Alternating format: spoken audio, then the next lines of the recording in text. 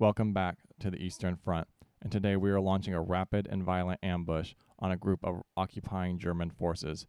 We have two platoons of Russian Partisans. One is armed with 45mm and 76.2mm anti-tank cannons.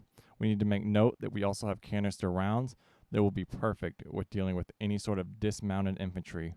We are facing off an unknown force, but reports have coming in that there is possibly 2, maybe 3 tank platoons, as well as a dismounted infantry platoon. Our goal is to inflict as many casualties and as much damage as absolutely possible. So we'll conduct an irregular warfare exercise, and we are going to act as non-state actors, and we'll pull out as soon as we lose the advantage because we want to preserve our fighting force and retreat back to the village over here on our west. So without further ado, let's dive into this and conduct this ambush. The first thing you'll make note of is that our anti-tank guns are currently on hold fire. We want to identify the tanks before we start launching any sort of ambush on them. We want them to be within range, and we don't want to give away our position too soon. As you can see, we're at the edge of this tree line, a perfect fighting position for a perfect ambush. One thing to make note of when conducting irregular warfare exercises is your main goal is to degrade the enemy force. And we can do that either politically or just cause them to lose the will to fight. A bunch of notable wars would be the Kosovo War, the Iran-Iraq War, and basically irregular warfare goes on in all of those wars, as well as Afghanistan and Desert Storm. That's why we're a group of partisans. We're non-state actors. We have no affiliation to. We could have no affiliation to any state government, or we could just be a group of soldiers or civilians who have broken off from our commanding officers and decide to launch these ambushes. So we are currently awaiting. All right, we have our first tanks identified, coming within range. They are pushing towards our position. All right, first platoon's identified. So let's hit Control Backspace, click on our units, and turn fire at will on, and fire control. All right, with that said, we begin arming and getting ready to engage. Just like that, the ambush is underway. Once we destroy tons and tons of tanks, we'll pop smoke, we'll pull our units back, and we'll fight another day. As you can see, our 45 are just tearing them up. Right now, the tanks have no line of sight, and we're launching 45mm anti-tank. This gun over here seems to be a bit off with his aim. We're going to conduct and take a look at him, see what he's doing. This must be our 76.2mm. Let's see what this. Rounds continue to fly from the tree line out into this open field. As you can see, the Germans are already suffering a significant amount of casualties. So if we take a look at this, and this is one of the benefits of conducting both asymmetric and irregular warfare. They are pushing out smoke cannons, and this is why we initially had our units on hold fire. The Germans pushed into an open field, which is a completely disadvantageous position for them, and it's pretty much inflicted a ton of casualties. Remember, we only have limited ammo. We're a partisan force, so we always need to make sure that we have the advantage. Our ambush is only as good as how fast we can destroy the vehicles and how violent our strike is.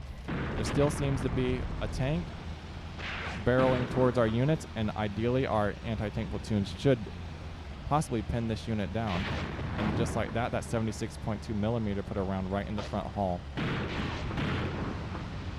Unfortunately, it looks like this over here on this left flank, where our infantry platoons are taking a lot of fire.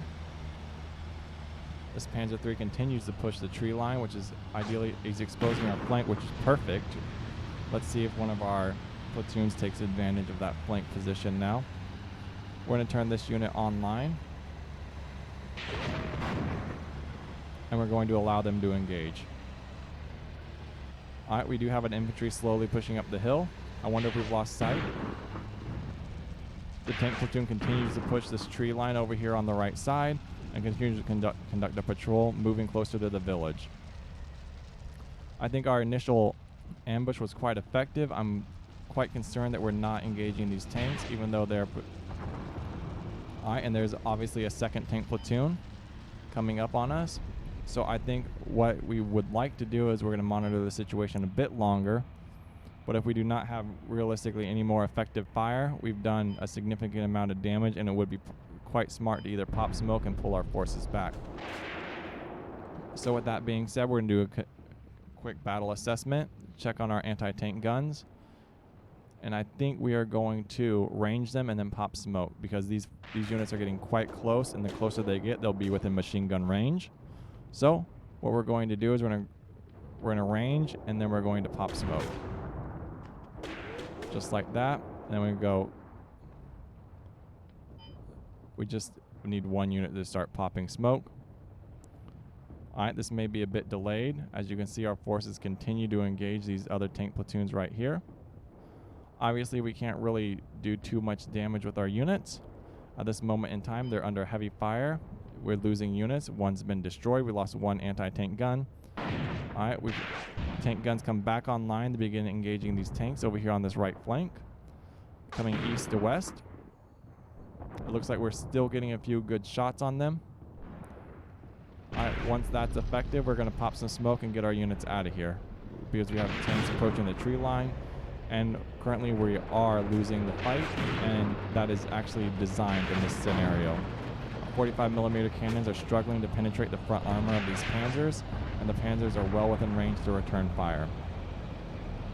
So, once we're up and running, I really think we should pop conceal.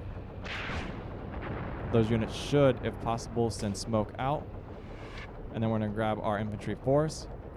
I don't think these units are armed really realistically with any sort of anti-tank grenade, with that tank that's right up against them. They do have some, looks like armor piercing, some grenades and some mines. Let's see if they are going to engage this force.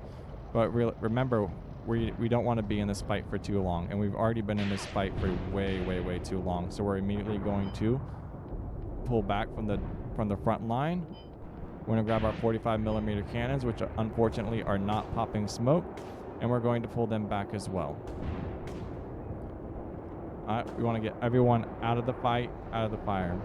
So honestly, for our first irregular warfare exercise, I think our ambush went quite well, but we overstayed our welcome 100%, and that's something I want to make note of next time, is we need to have our smoke up probably after that first initial engagement, because now we're losing 45mm guns, we're losing infantry forces, we're losing commanders, we're losing way too many assets at this rate. Right, the tanks are well within range to start mowing us down with heavy machine guns.